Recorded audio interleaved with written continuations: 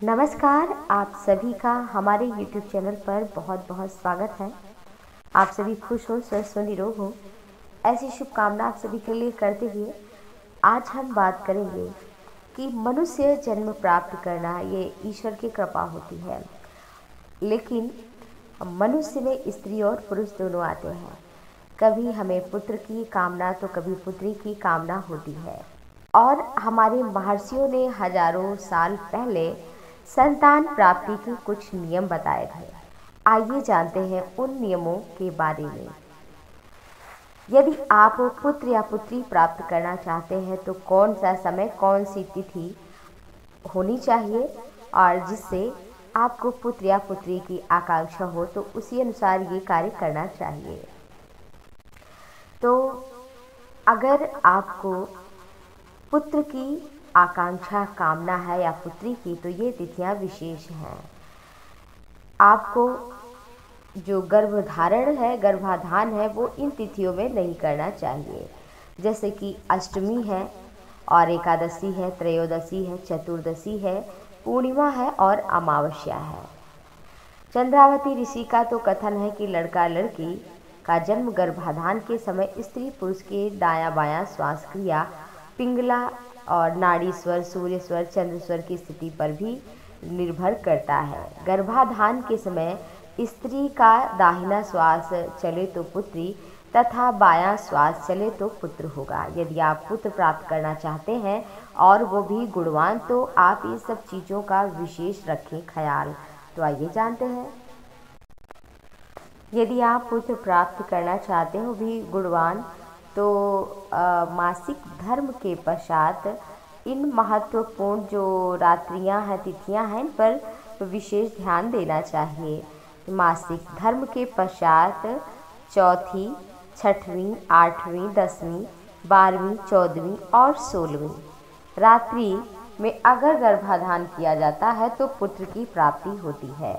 अगर कन्या रत्न की इच्छा हो तो 5वीं, 7वीं, 9वीं, 11वीं, 13वीं और 15वीं रात्रि में गर्भाधान किया जाता है तो कन्या रत्न का जन्म होता है।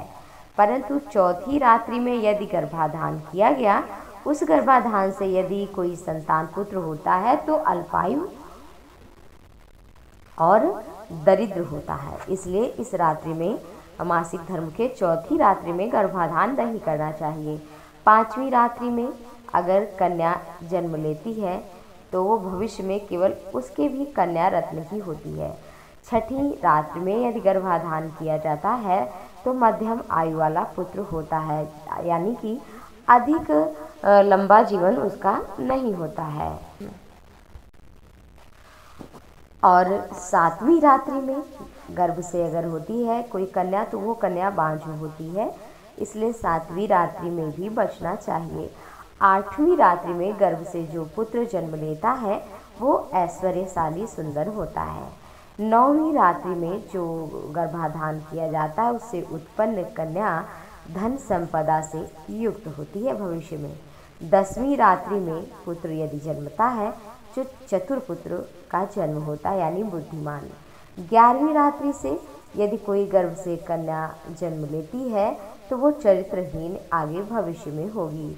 12वीं रात्रि में यदि कोई गर्भ रहता है तो पुरुषोत्तम, सुंदर, अच्छे पुत्र का जन्म होता है। 13वीं रात्रि के गर्भाधान से वर्णशंकर पुत्री जन्म लेती है। और 11वीं रात्रि में यदि कोई पुत्र जन्म लेता है, गर्भाधान किया जाता है, तो उत्तम पुत्र होता है। 15वीं रात्रि के गर्भाधान से सौभाग्यवती पुत्री जन्म लेती है। 16वीं रात्रि जो है ये सर्वश्रेष्ठ बताई गई है। यदि पुत्र की इच्छा है तो 16वीं रात्रि में गर्भाधान किया जाता है तो सर्वगुण संपन्न पुत्र का जन्म होता है। और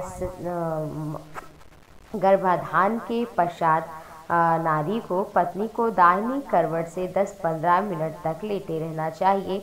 भगवान का सुमिरन मन में करते रहना चाहिए, ऐसा लिखा है गरुड़ महापुराण में। अगर आपको भी पुत्र प्राप्ति की इच्छा है तो इस कार्य को एक बार अवश्य करें और प्रातःकाल आप उस दिन उठकर स्नान इत्यादि कर कर सात्विक भोजन करें, भगवान के नाम का सुमिरन करें और बिस्तर पर जाने से पूर्व आप भगवान का ध्यान करके अवश्य जाएं। और पुत्र रत्न की इच्छा से या पुत्री रत्न की इच्छा हो तो आप इन तिथियों में जो आपको बताया जिससे बचना चाहिए उनसे बचें, और जिनमें गर्भाधान करना चाहिए तो ईश्वर की कृपा से गर्भाधान यदि करेंगे तो आपको सुंदर कन्या या पुत्र का जन्म आपके घर में होगा, जिससे आपके कुल का नाम यश वृद्धि होगी और आपके जीवन में खुशियाँ आएंगी। और फिर गर्भाधान के पश्चात जब गर्भ ठहर जाए तो फिर नारी को भगवान के स्वरूप का चिंतन करना चाहिए, धर्मशास्त्रों का चिंतन करना चाहिए, पठन पाठन पूजा इत्यादि करना चाहिए और अधिक से अधिक समय सात्विक कार्यों में लगाना चाहिए।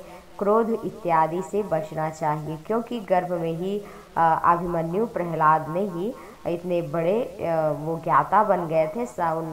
अभिमन्यु ने और प्रहलाद ने अपने धर्म को, अपने शस्त्र शास्त्र की विद्या को प्राप्त कर लिया था। इसलिए जो भी हम जैसा करते हैं वैसा ही हमारी संतान बनती है। और पिता को भी गर्भाधान करने से पूर्व सभी नियमों का पालन करना चाहिए सात्विक विचारों के साथ, तभी सुंदर संतान की उत्पत्ति होती है। तो आप सभी के कुल में सुंदर कन्या और सुंदर पुत्र का जन्म हो। आप सभी पर ईश्वर की कृपा बनी रहे। धन्यवाद। हरि ओम।